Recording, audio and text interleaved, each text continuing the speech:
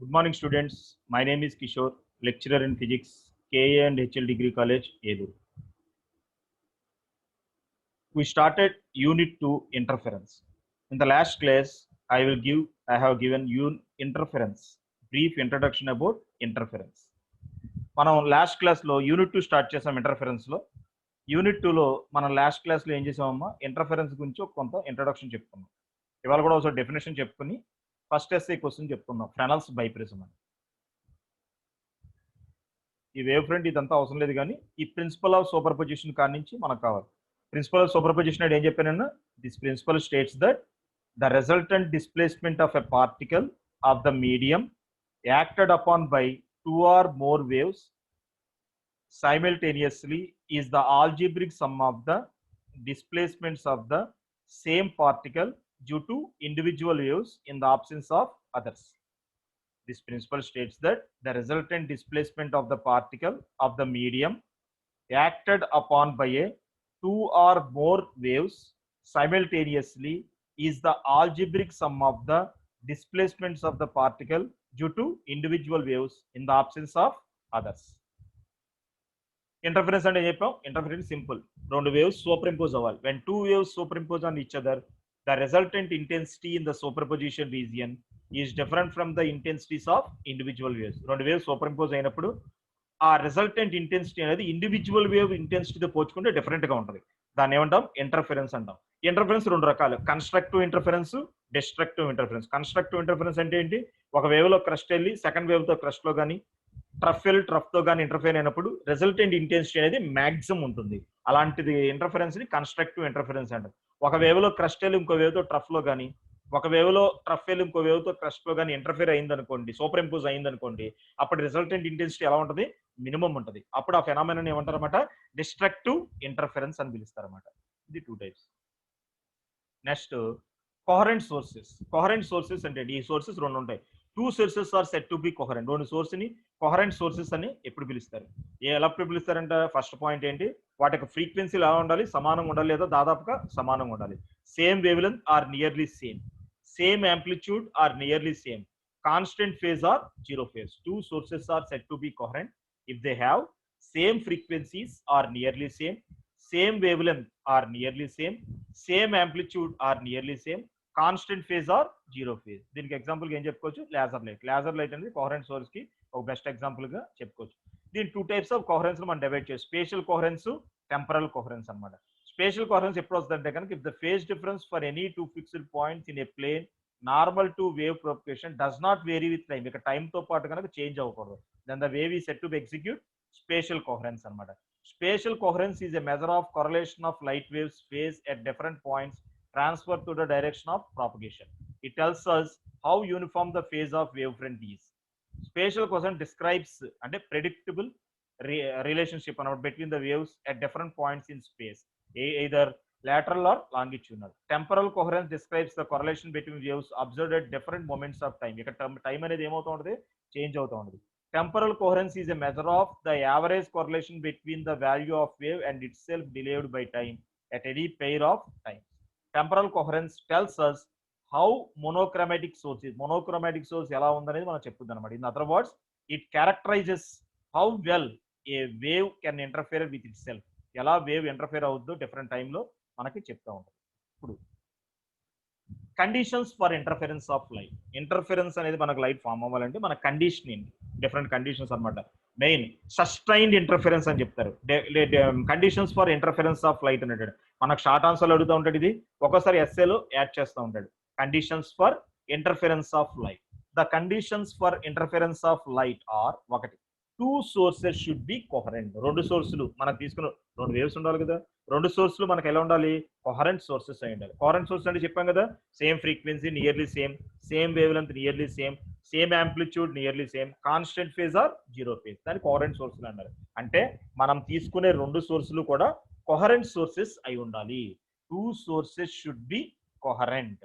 Two sources should be close to each other. మనం తీసుకున్న రెండు సోర్స్ కూడా ఎలా ఉండాలి, దగ్గరగా ఉండాలి. టూ సోర్స్ మరి ఇంటర్ఫేర్ అవ్వాలంటే కిలోమీటర్ దూరంలో పెట్టాం అనుకో, రెండు వేవ్స్ ఇంటర్ఫేర్ అవుతాయా, ఆ రూమ్ లో ఈ రూమ్ లో పెడితే అవ్వవు కదా.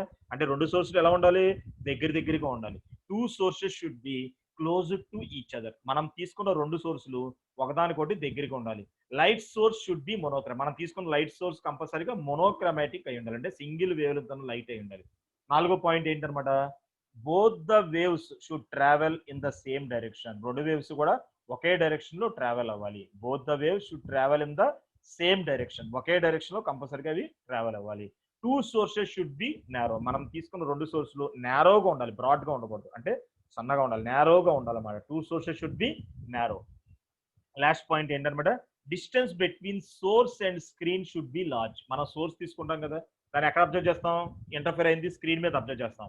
ఈ సోర్స్ కి స్క్రీన్ కి కరెంట్ ఆఫ్ స్క్రీన్ అంటే ఈ రెండింటి మధ్య డిస్టెన్స్ ఎలా ఉండాలి, లార్జ్ గా ఉండాలన్నమాట. లార్జ్ గా ఉండాలన్నమాట. మనం ఏదైనా సినిమా థియేటర్లో సినిమా చూసినా ఫ్రంట్ కూర్చొని చూస్తే ఎలా ఉంటది, సోర్స్ కి స్క్రీన్ కి మనం దూరంగా ఉందనుకో గ్యాప్ అప్పుడు మనకి స్క్రీన్ బాగా కనిపిస్తుంది. దగ్గరికి ఉన్నవానికి ఎలా కనిపిస్తుంది, జూమ్ లో ఉన్నట్టు కనిపిస్తుంది. అంతే కదా, మనకి సోర్స్ కి స్క్రీన్ మధ్య డిస్టెన్స్ ఎప్పుడు కూడా ఎలా ఉండాలి, లార్జ్ గా ఉండాలన్నమాట.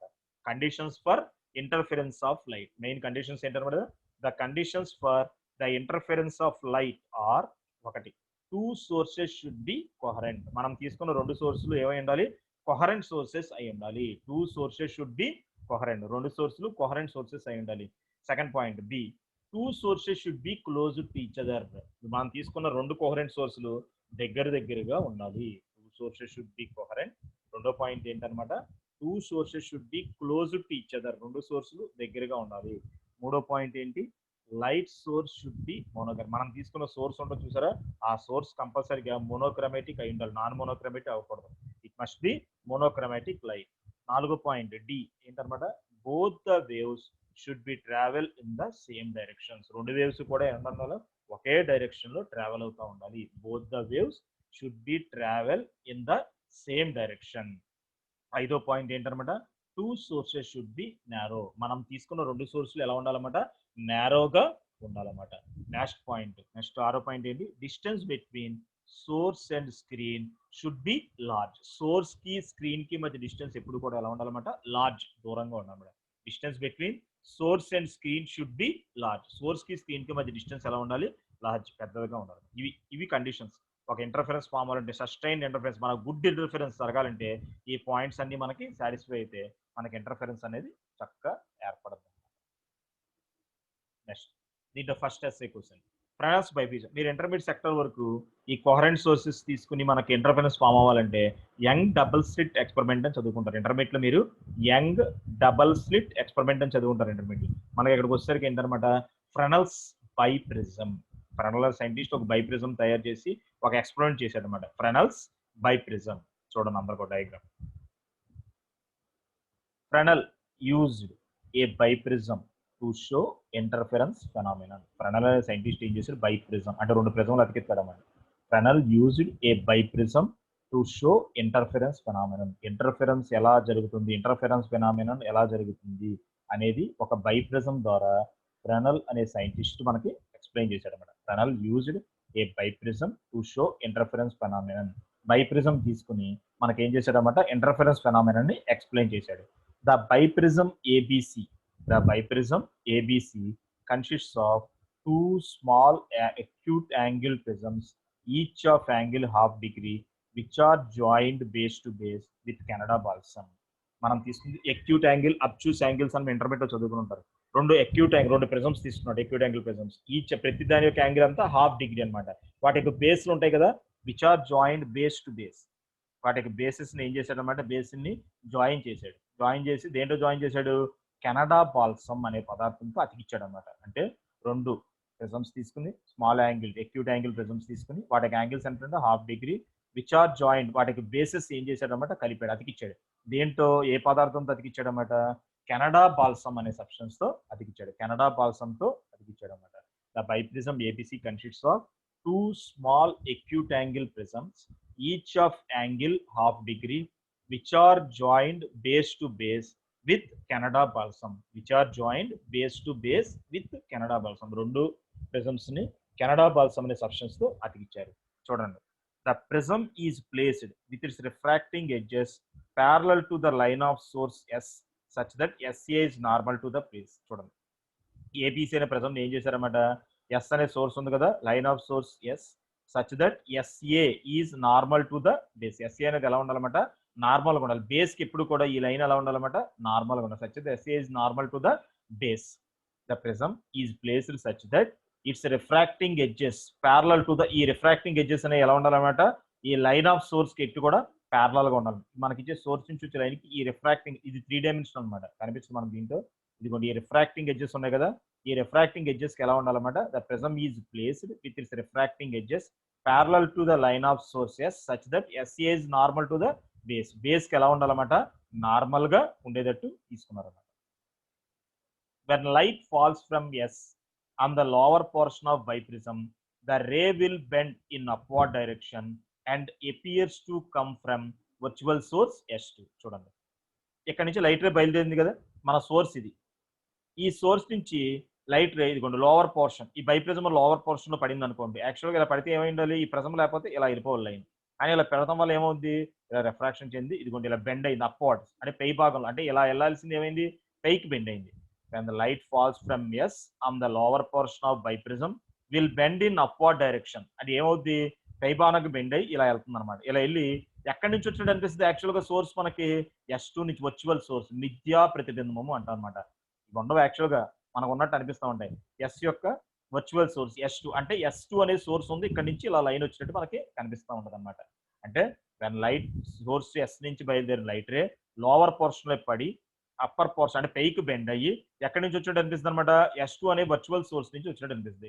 When light falls from S and the lower portion of biprism, the ray will bend in upward direction and appears to come from virtual source S2 నుంచి వచ్చినట్టు కనిపిస్తుంది. Similarly, the light falling on upper portion of biprism will bend in downward direction and appears to come from virtual source S1.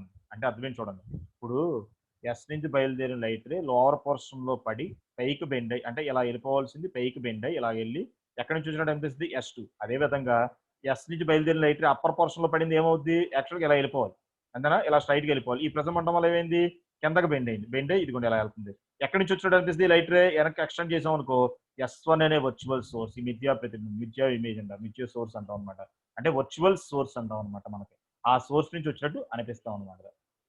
When light falling from S on the lower portion of biprism will bend in upward direction and appears to come from virtual source S2. Similarly, the light falling on the upper portion of biprism will bend in downward direction and appears to come from virtual source S1. Thus S1 and S2 ఎలా పనిచేస్తాయి, మనకి two virtual sources, two coherent సోర్సుల కింద పనిచేస్తాయి. Thus S1 and S2 will act as two coherent sources. S1 S2 మనకి ఎలా అనిపిస్తాయి అనమాట, రెండు కోహరెంట్ సోర్సుల కింద కనిపిస్తాయి. అంటే లైట్ రేస్ ఇలా అయిన లైట్ రేస్ సూపర్ ఇంపోజ్ అయ్యి ఇక్కడ ఇంటర్ఫరెన్స్ ఏర్పడదు అనమాట. Thus S1 and S2 will act as two coherent sources. Let small d be the distance between them. ఈ S1 S2 మధ్య డిస్టెన్స్ ఎంత అనుకున్నాం మనం, స్మాల్ డి. ఈ S1 కి S2 కి మధ్య దూరం ఎంత అనుకున్నాం, స్మాల్ d అనుకున్నాం. Thus S1 and S2 will act as two coherent sources. Let d be the distance between them. If a screen is placed at O, interference fringes of equal width are produced between E and F. Beyond E and below F, fringes of large width are produced, which are due to diffraction, and they can be removed with the help of stop element. అంటే అర్థం ఏంటన్నమాట, ఇప్పుడు S1 S2 రెండు coherent సోర్సుల కింద పనిచేసినాయి కదా, D అనేది వాటి మధ్య డిస్టెన్స్ కదా. ఒక స్క్రీన్ మనం O దగ్గర ఉంచామనుకో, చూడండి ఇది స్క్రీన్, ఇది O, ఇక్కడ O అనమాట.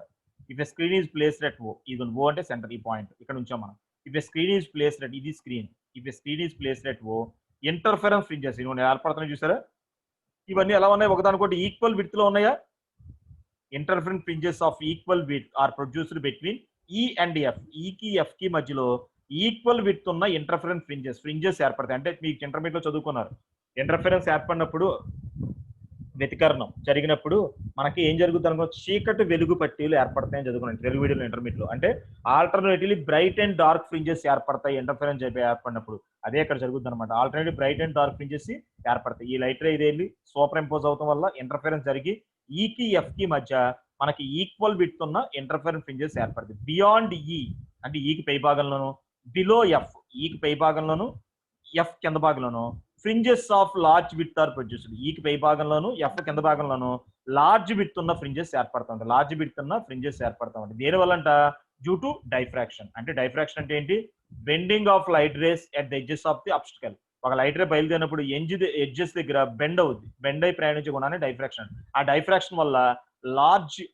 విడ్త్ ఉన్న ఫ్రింజెస్ ఏర్పడతాయండి. మనకి అవి కాకూడదు, ఇవే కావాలి మనకి. వాటిని ఎలిమినేట్ చేయాలి. వాటిని ఎలిమినేట్ చేస్తాక ఆ రేస్ని ఏం చేస్తారన్నమాట, ఎంఎన్ అనే ఒక స్లిట్ ని అడ్డుగా స్టాప్ అంటాం మనం, ఒక స్టాప్ ని ఇక్కడ ఉంచుతారు. అప్పుడు ఏం చేస్తే ఆ లార్జ్ విడ్త్ ఉన్న రేస్ ని ఆపేస్తే ఈ మధ్యలో ఉన్న రేస్ ఫామ్ అయ్యి ఇక్కడ సూపర్ ఇంపోజ్ అయ్యి ఇక్కడ ఇంటర్ఫరెన్స్ ప్యాటర్న్ ఏర్పడతా ఉంటుంది అనమాట. కాన్సెప్ట్ అర్థమైంది? ఇక్కడ ఏం జరిగింది, when light falls from S on the lower portion of biprism, the ray of light will bend in upward direction and appears to come from virtual source S2. S నుంచి బయలుదేరిన light ray prism యొక్క lower end లో కనుక పడితే upward direction లో bend అయ్యి S2 నుంచి వచ్చినట్టు అనిపిస్తుంది. సిమిలర్లీ అప్పర్ పోర్షన్ లో పడిన లైట్ రే ఇలా వెళ్లకుండా కిందకి బెండ్ అయ్యి S1 నుంచి వచ్చినట్టు అనిపిస్తుంది. S1 అండ్ S2 ఎలా పనిచేస్తున్నాయి, రెండు కోహరెంట్ సోర్సుల కింద పనిచేస్తున్నాయి. వాటి మధ్య దూరం ఎంత, D అనమాట. వాటి మధ్య దూరం ఎంత, మనం D అనుకున్నాం. If a screen is placed at O, interference fringes of equal width are produced between E and F. అంటే ఈ స్క్రీన్ ఈ ఓ దగ్గర మనం ఒక తెరను ఉంచామనుకోండి, ఇంటర్ఫెరెన్స్ ఫ్రింజెస్ ఈక్వల్ విడ్త్ అంటే alternative bright and dark fringes అనమాట. అవి ఈక్వల్ విడ్త్ ఉన్న ఫ్రింజెస్ ఈ కి ఎఫ్ కి మధ్య ఏర్పడతాయి. ఈకి బియాండ్ ఈ అంటే ఈకి పై భాగంలోను, బిలో ఎఫ్ కింద భాగంలోను ఫ్రింజెస్ ఆఫ్ లార్జ్ విడ్త్ ఉన్న అంటే దూరం బాగా దూరం అనీవెన్ గా ఫామ్ అవుతాయి. అవి దేని వల్ల జరుగుతాయి అంటే డైఫ్రాక్షన్ వల్ల జరుగుతాయి. దాన్ని ఎలిమినేట్ చేయాలి. అప్పుడు ఏం చేస్తారన్నమాట, ఈ స్లిట్ ఎంఎన్ ని వాడతారన్నమాట. చూడండి, to observe the fringes the screen is replaced by eyepiece. మనకు ఫ్రింజెస్ చూడాలనుకోండి, ఇక్కడ మనకు ఫ్రింజెస్ కనిపించాలి. ఎలా ఏర్పడినాయి ఫ్రింజెస్ మనం చూడాలి. ఈ ఫ్రింజెస్ మనం చూడాలనుకోండి, ఇక్కడ ఏం చేస్తారన్నమాట, ఐపీస్ ని ఉపయోగిస్తారన్నమాట. ఐపీస్ లో ఫ్రింజెస్ కనిపిస్తాయి. ఓ దగ్గర ఉంది కదా, ఈ ఫ్రింజెస్ చూడాలంటే ఐపీస్ ని ఉపయోగిస్తారంట. To observe the fringes screen is replaced by eyepiece. Screen తీసేసి అక్కడ ఐపీస్ ఉంచుతారు. And the fringes are seen in the field of view of the eyepiece. అంటే ఏంటి, మనకి alternative bright and dark fringes ఏర్పడుతున్నాయి కదా, ఇంటర్ఫరెన్స్ అయితే ఫ్రింజెస్ ఏర్పడతాయి. The screen is replaced by eyepiece. Screen తీసేసి అక్కడ ఏం చేస్తారు, ఐపీస్ ఉంచుతారు. ఐపీస్ ఉంచినప్పుడు and the fringes are seen in the field of view of the eyepiece. Eyepiece యొక్క ఫీల్డ్ ఆఫ్ వ్యూలో అంటే ఎంతవరకు చూడగలదు ఆ ఫీల్డ్ ఆఫ్ వ్యూ. నువ్వు ఉన్నావు స్ట్రైట్ గా నుంచున్నావు, నీ రెండు కళ్ళు ఎంతవరకు చూడగలితే దానికి ఒక లిమిట్ ఉంటుంది. ఆ ఏరియా వరకు చూడగలవు. పక్కన చూడాలని తల తెప్పాలి. ఆ ఫీల్డ్ ఆఫ్ వ్యూ అంటాం. ఆ ఫీల్డ్ ఆఫ్ వ్యూ లో ఏ ఫ్రింజెస్ ఉన్నాయో అవి చూస్తుంది అనమాట. To observe the fringes screen is replaced by an eyepiece and the fringes are seen in the field of view of the eyepiece లో మనకి ఏం కనిపిస్తాయి, ఫ్రింజెస్ కనిపిస్తాయి. Since the point O is equidistant from S1 and S2 and it has maximum intensity. చూడండి, మీరు observe చేయండి.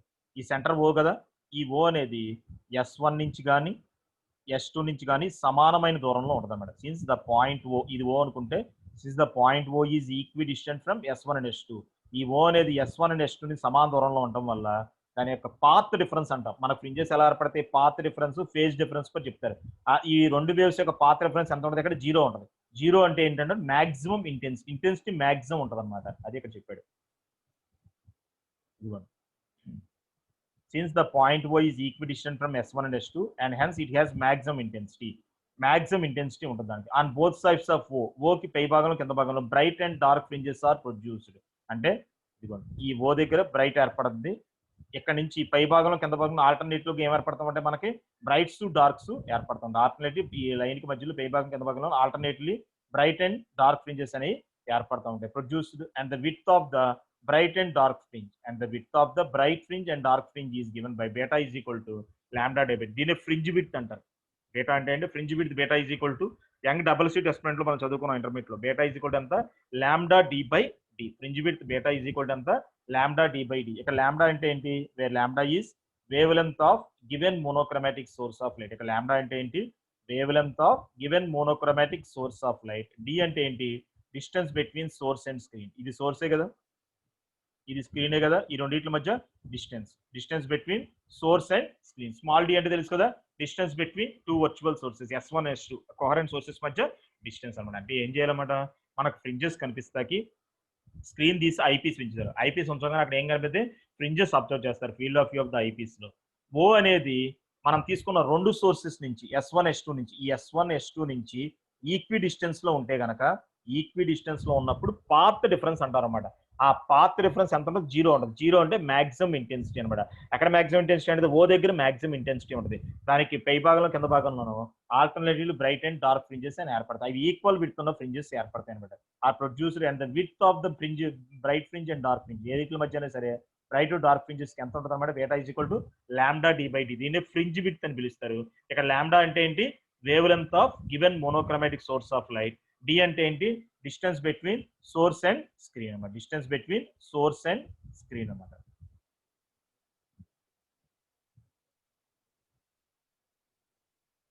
అర్థమైందా? చూడండి, ఇది ప్రిజం, మనకు బై ప్రిజము, ఎస్ సోర్సు, చాలా సింపుల్ అనమాట. ఫ్రెనల్ ఏం చేశాడు? ఒక బై ప్రిజం తీసుకున్నాడు. ఆ బై ప్రిజం దేనికి తీసుకున్నాడు? ఇంటర్ఫరెన్స్ కిరణాలను అబ్జర్వ్ చేస్తా తీసుకున్నాడు. ఇక్కడ ఏబిసి అనే ఒక బై ప్రిజం తీసుకున్నారు. ఎలాంటిది ఇది? రెండు అక్యూట్ యాంగిల్ ప్రిజమ్స్ ని, ఆ యాంగిల్స్ హాఫ్ డిగ్రీ ఉండి బేస్ టు బేస్ జాయిన్ చేశాడు. దేని ద్వారా జాయిన్ చేశాడు? కెనడా బాల్సమ్ అని. ప్రిజం ఎలా ఉంచారన్నమాట? ప్రిజం ఈజ్ ప్లేస్డ్, దానికి రిఫ్రాక్టింగ్ ఎడ్జెస్ ఎలా ఉండాలంట? ఈ లైన్ ఆఫ్ సోర్స్ కి ఎలా ఉండాలన్నమాట? నార్మల్ గా ఉండేటట్టు ఉంచారన్నమాట. SA is normal to the base, base కి నార్మల్ గా ఉండేటట్టు ఉంచాడు. When light falls from S on the lower portion of biprism, the ray will bend in upward direction and appears to come from virtual source S2. S నుంచి బయలుదేరిన light ray lower portion అంటే C దగ్గర ఇక్కడ పడి పైకి bend అయ్యి S2 నుంచి వచ్చినట్టు అనిపిస్తుంది. S నుంచి బయలుదేరిన లైట్ రే అప్పర్ పోర్షన్ లో పడి లోవర్ ఇలా కిందకి బెండ్ అయ్యి ఏమవుద్ది? ఎక్కడి నుంచి వచ్చినట్టు అనిపిస్తుంది? S1 నుంచి వచ్చినట్టు అనిపిస్తుంది. S1 S2 రెండు వర్చువల్ సోర్సెస్, కోహరెంట్ సోర్సెస్ కింద పనిచేస్తాయి. వాటి మధ్య దూరం ఎంత? డి అనుకుందాం అనమాట. వాటి మధ్య దూరం ఎంత? D. If a screen is placed at interference fringes of equal width are produced between E and F, E కి F కి మధ్య ఈక్వల్ విడ్త్ ఉన్న ఫ్రింజెస్ ఏర్పడతా ఉంటాయి అన్నమాట. ఇంటర్ఫరెన్స్ జరిగి beyond E, below F, fringes of large width are produced due to diffraction. This can be eliminated by stop MN. ఈ slit MN ఉపయోగించి దాన్ని ఆపేస్తారన్నమాట. To observe the fringes, fringes కనిపిస్తాక ఏం చేశారు? స్క్రీన్ ఇన్ అని ఏం చేశారన్నమాట? రీప్లేస్ చేశారు by an eyepiece and the fringes are seen in the field of view of the eyepiece. Eyepiece తో చూస్తారు. Since the point O is equidistant from S1 and S2 and hence it has maximum intensity, maximum intensity ఉంటుంది. On both sides of O, O both sides లో alternative bright and dark fringes ఏర్పడతాయి. వాటి మధ్య distance fringe width అంటారు. Fringe width beta is equal అంతా lambda D by D. ఇక్కడ lambda అంటే ఏంటి? Wavelength of given monochromatic source. D అంటే ఏంటి అనమాట? Distance between source and screen.